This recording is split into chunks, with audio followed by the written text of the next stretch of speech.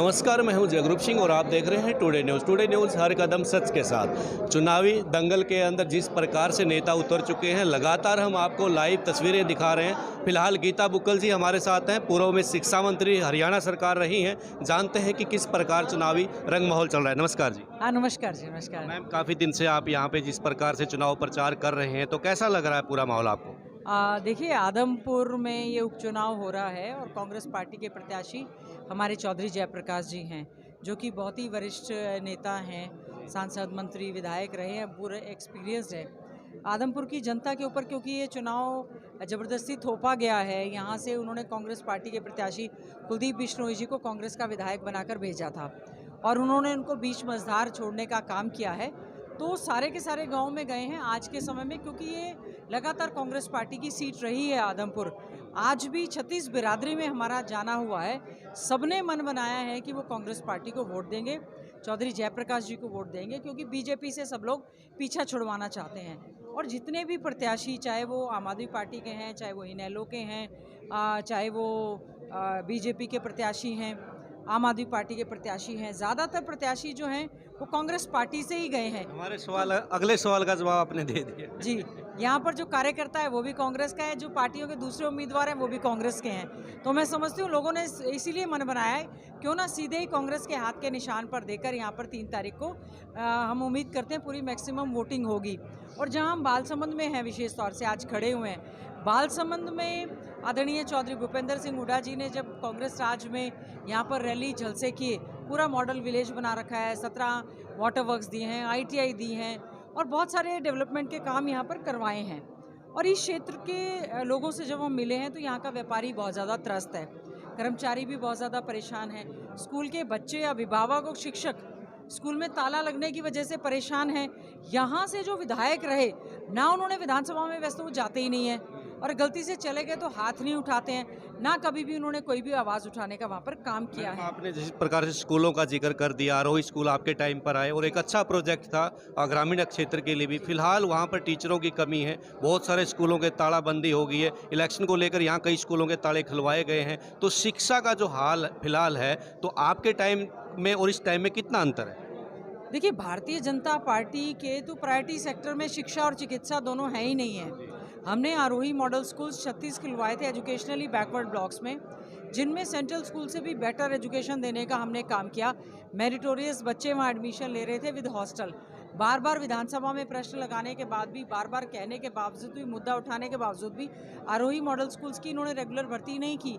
अब मॉडल संस्कृति स्कूलों में उनको मर्ज करने की बात कर रहे हैं, जबकि ये एजुकेशनली बैकवर्ड ब्लॉक्स में थे, इनको अच्छे से शिक्षक देने चाहिए थे। अभी भी जैसे 48,000 पद खाली थे, फिर इन्होंने कह दिया जी 36,000 है, बिना भर्ती के कह दिया 15,000 है। पोस्ट खत्म कर रहे हैं, स्कूल बंद कर रहे हैं, मर्ज कर रहे हैं। और जिस प्रकार से स्कूलों में ताला लग रहा है, मैं समझती हूँ ये हरियाणा के लिए बहुत ही दुर्भाग्यपूर्ण स्थिति है कि बच्चे अपने स्कूलों का ताला खुलवाने के लिए पेरेंट्स के साथ वहाँ पर बैठे हैं। शिक्षक भी लगातार धरना दे रहे हैं, आम जनमानस भी उसका पूरी तरह से एक मुद्दा अभी ये शिक्षा का हो गया। दूसरा मुद्दा यह है मैडम कि 1 साल लगातार किसान आंदोलन करते रहे, दिल्ली के चारों तरफ सड़कों पर बैठे रहे। आपको लगता है कि ये शिक्षा और किसानों का मुद्दा कहीं ना कहीं इलेक्शन पर असर डालेगा? पूरी तरह से बहुत बड़ा मुद्दा है। यहाँ पर आदमपुर में भी किसान हमारे लगातार 60-65 दिन, अब तो समझ लीजिए 70-80 दिन हो गए, लगातार मुआवजे को लेकर वो यहाँ पर धरना प्रदर्शन करते रहे। उसके बावजूद भी ना तो बीजेपी के नेता उनके मंच पर आए, ना उनसे उस मंच को या उनकी बात को साझा किया। तो मैं समझती हूँ लगातार जो धरना दिल्ली के बॉर्डर्स पर चला, वहाँ पर जो बॉर्डर पर कीले और बैरिकेड्स चाइना बॉर्डर या पाकिस्तान पे लगाने चाहिए थे, उन किसान अन्नदाता के आगे सरकार ने लगा के करा। ये बहुत बड़ा मुद्दा है, क्योंकि 750 से ज़्यादा किसानों ने अपनी शहादत दी। 3 काले कृषि कानून लागू किए गए थे और क्षमा याचना राजनीतिक लाभ की वजह से वो वापस ले लिए गए। फ़ायदा तो किसानों को कुछ नहीं हुआ। तो आज यहाँ पर चाहे वो बाजरे की फसल है, चाहे यहाँ पर कपास की फसल है या धान की फसल है, वो बर्बाद भी हो गई। ना तो उनको स्पेशल गिरदावरी के आदेश हुए, ना कोई मुआवजा मिला है।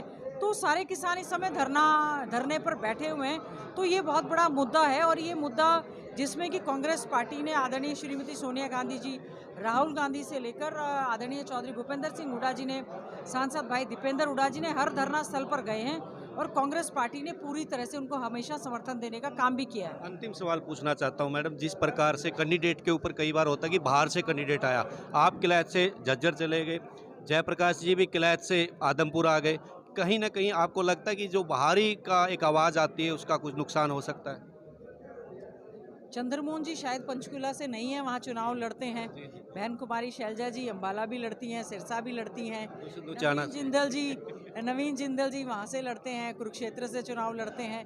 ये तो चुनावी समर में इस तरह से चलता रहता है। और चौधरी जयप्रकाश जी हिसार पार्लियामेंट से लोकसभा के सांसद रहे हैं, 14 चुनाव कुल लड़ चुके हैं और कलायत हिसार पार्लियामेंट का उस समय हिस्सा था और 2009 में वो आदमपुर की सीट पर भी लड़ चुके हैं। हिसार जिले के वो जिलाध्यक्ष भी रहे कांग्रेस पार्टी के और आज के समय में वो प्रभारी भी हैं। वो भारी नहीं, बहुत भारी कैंडिडेट हैं। उनके पास इतना अनुभव है, पहले सांसद और विधायक के तौर पर एक अच्छा कार्य उन्होंने किया है। तो आज जो है उनके वजन की वजह से नहीं, उनका जो कद है राजनीतिक तौर पर उसकी वजह से दूसरी पार्टियां दुष्प्रचार करने का प्रयास कर रहे हैं। लेकिन आम जनमानस, गरीब, दलित, महिलाएं, बुजुर्ग, बेरोजगार, बच्चे, व्यापारी, कर्मचारियों ने मन बनाया है। बीजेपी ने जिस तरह से प्रदेश का हाल बनाकर रख दिया है, लोग बीजेपी से पीछा छुड़वाना चाहते हैं और उनको एक ऐसा प्रत्याशी, एक ऐसा उम्मीदवार की तलाश थी जो कि चौधरी जयप्रकाश जी के रूप में उनको मिला है, जो उनकी आवाज़ को सड़क से लेकर विधानसभा तक मजबूती से उनके मामलों को उठवाने का काम करें। हम भी विपक्ष के विधायक हैं, लेकिन हम मजबूती से अपने हल्के की आवाज़ को विधानसभा में उठाने का काम करते हैं। तो सत्ता पक्ष हो चाहे विपक्ष हो, अगर विधायक मजबूत है तो वो धक्के से काम करवा सकता है। तो आदमपुर की जनता अंतरात्मा से वोट डालने वाली है। आदमपुर की जनता अंतरात्मा से कांग्रेस पार्टी को ही वोट डालेगी। पहले भी उन्होंने कांग्रेस को ही दिया था। कांग्रेस के यहाँ से रहे नेता ने उनके साथ धोखा करने का काम किया। उस धोखे से ये मुश्किल से जनता उभरी है। उन्होंने मन बनाया है कि कांग्रेस को यहाँ से जिताएंगे। Thank you ma'am. तो ये थे गीता बुक्कल जी, जिन्होंने बेबाकी के साथ अपनी बात रखने का काम किया। टुडे न्यूज़ के लिए जगरूप सिंह की रिपोर्ट।